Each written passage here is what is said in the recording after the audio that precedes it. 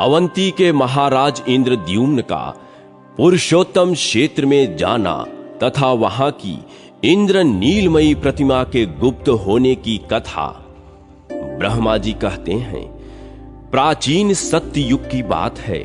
इंद्रद्युम्न नाम से विख्यात एक राजा थे जो इंद्र के समान पराक्रमी थे।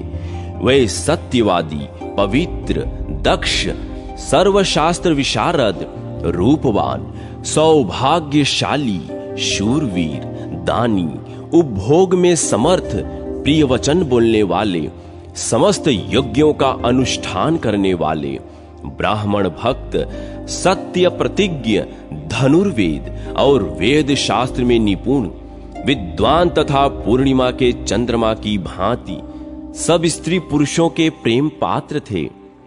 सूर्य की भांति उनकी ओर देखना कठिन था।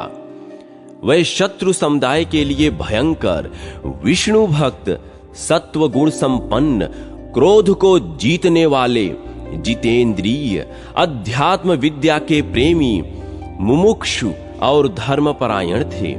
इस प्रकार वह सर्वगुण संपन्न राजा इंद्रद्युम्न समूची पृथ्वी का पालन करते थे।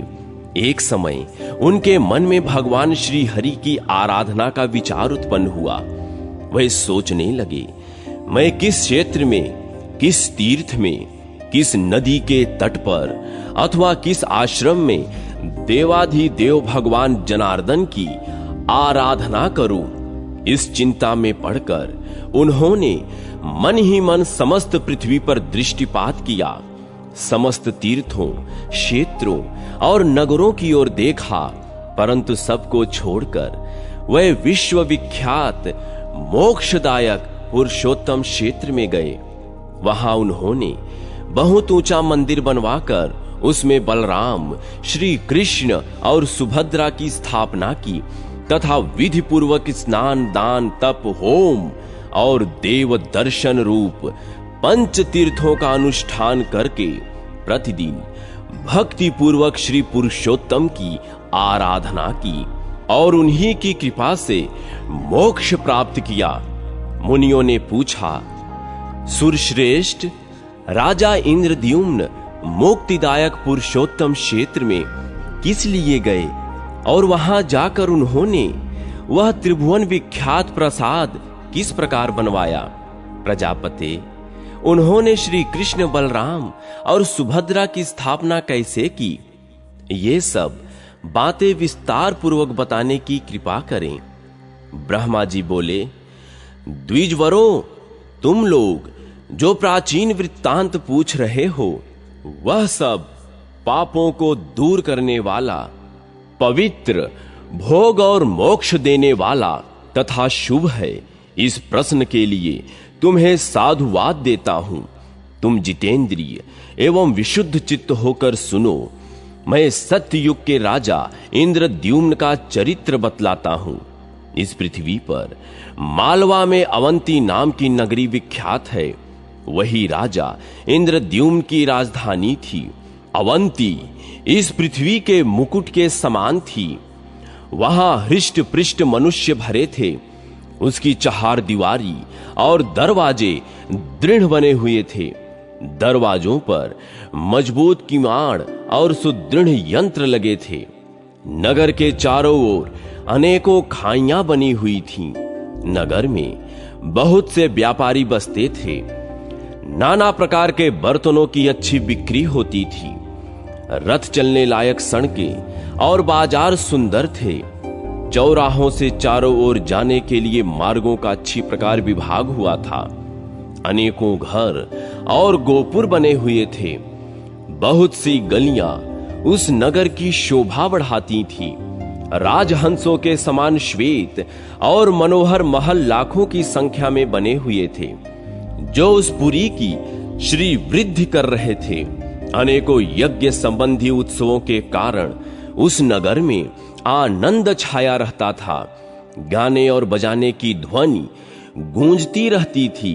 भांति भांति की ध्वजा और पताकाओं से वह पुरी सुशोभित थी। हाथी, घोड़े, रथ और पैदलों की सेना सब ओर व्याप्त थी। अनेक प्रकार के सैनिक वहां भरे थे। अनेकों जनपदों के लोग वहां बसे हुए थे। ब्राह्मण, क्षत्रिय, वैश्य, शूद्र तथा विद्वान पुरुषों से वह नगरी सुशोभित थी। वहां मलिन, मूर्ख, निर्धन, रोगी, अंगहीन तथा जुआरी मनुष्यों का अभाव था। वहां की स्त्री पुरुष सदा प्रसन्न चित दिखाई देते थे। वे सब रत्नों के दाता तथा सब प्रकार की संपत्तियों को भोगने वाले थे। वहां की कुलवती स्त्रियां सब गुणों में आचार्य थीं। वे पतिव्रता, सौभाग्यशालिनी तथा संपूर्ण गुणों से संपन्न थी।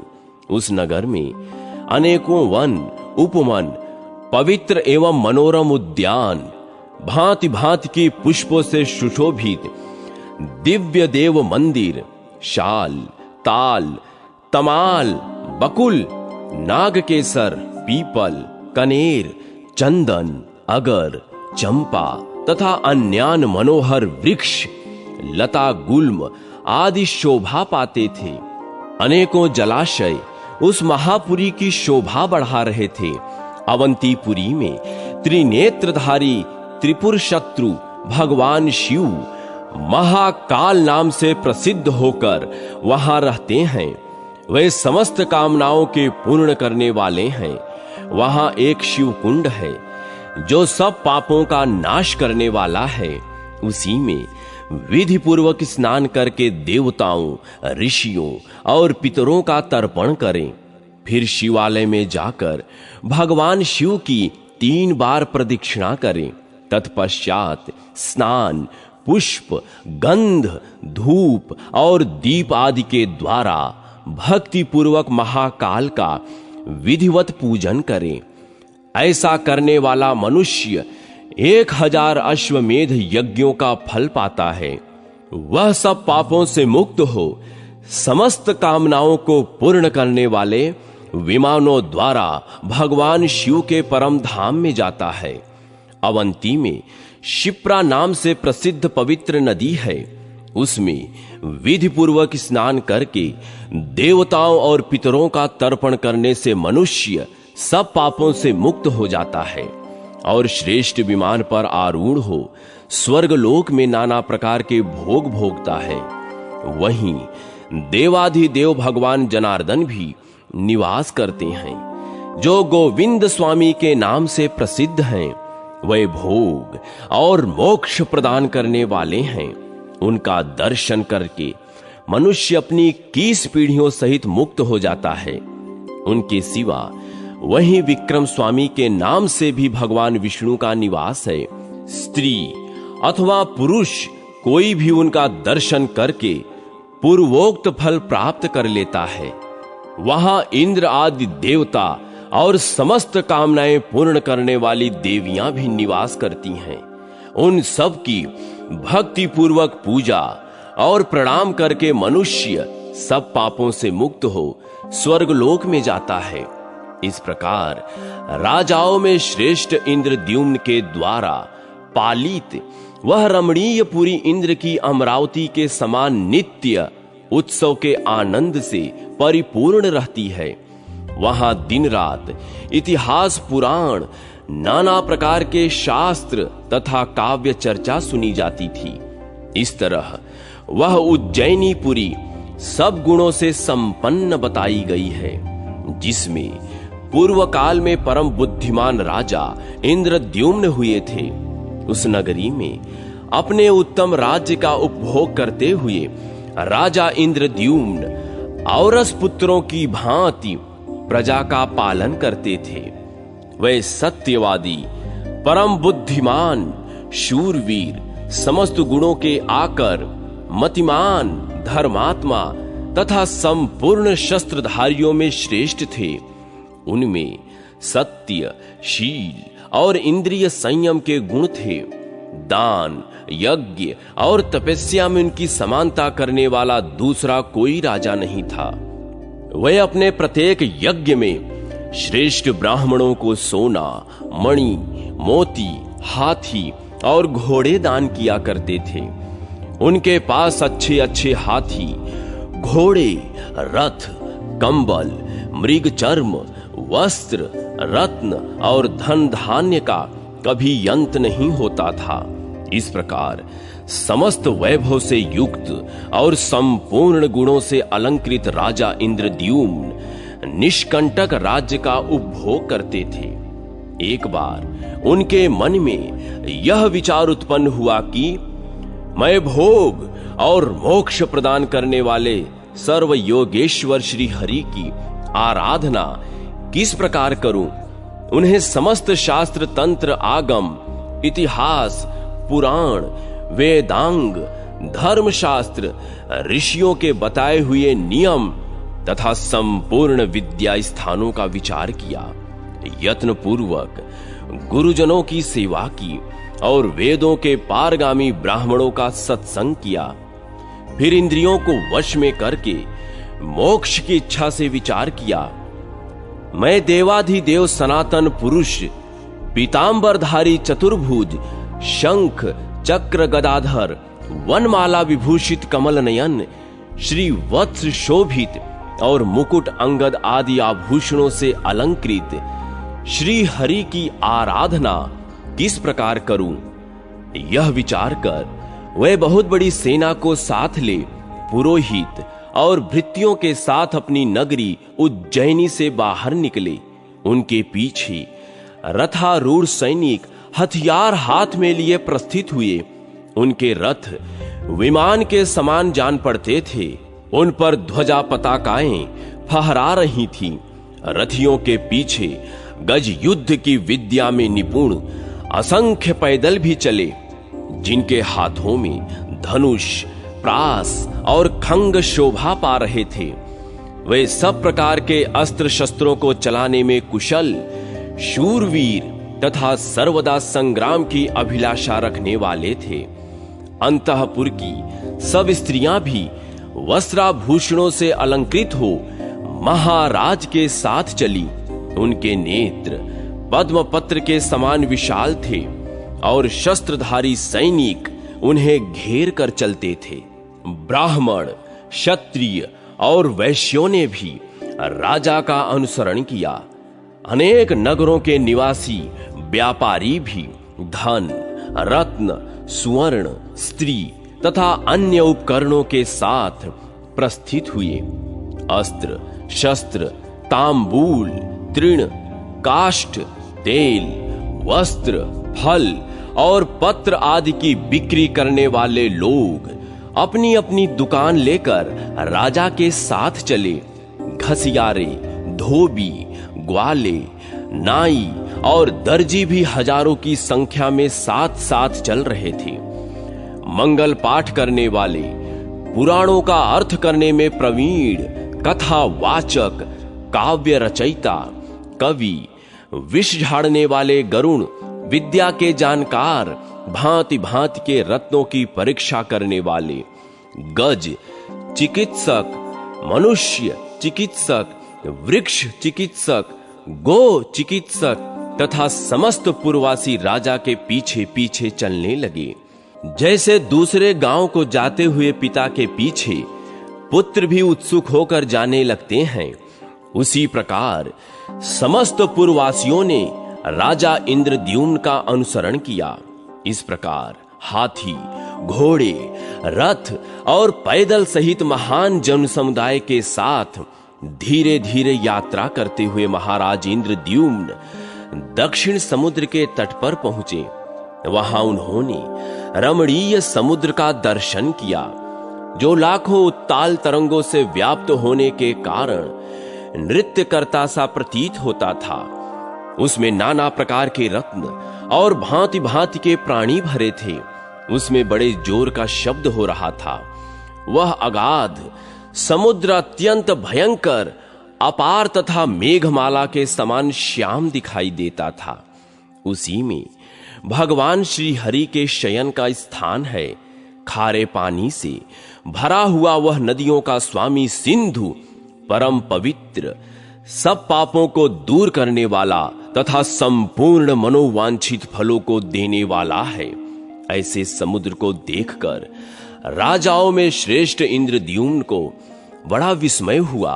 उन्होंने समुद्र के तट पर पहुंचकर एक मनोहर प्रदेश में, जो सर्वगुण संपन्न एवं पवित्र था, वहां निवास किया। मुनियों ने पूछा, ब्राह्मण, भगवान विष्णु के उस परम पवित्र पुरुषोत्तम क्षेत्र में क्या पहले भगवान की कोई प्रतिमा नहीं थी, जो राजा ने सेना और सवारियों के साथ वहां जाकर श्री कृष्ण, बलराम तथा सुभद्रा जी की स्थापना की? ब्रह्मा जी बोले, महर्षियों, इस विषय में समस्त पापों का विनाश करने वाली प्राचीन कथा सुनो। मैं उसे संक्षेप से कहूंगा। एक समय समस्त लोकों की सृष्टि करने वाले अविनाशी भगवान वासुदेव को प्रणाम करके भगवती लक्ष्मी ने सब लोगों के हित के लिए इस प्रकार प्रश्न किया, भगवान, आप समस्त लोकों के स्वामी हैं। मेरे हृदय में एक संदेह खड़ा हुआ है, उसका इस समय निवारण कीजिए।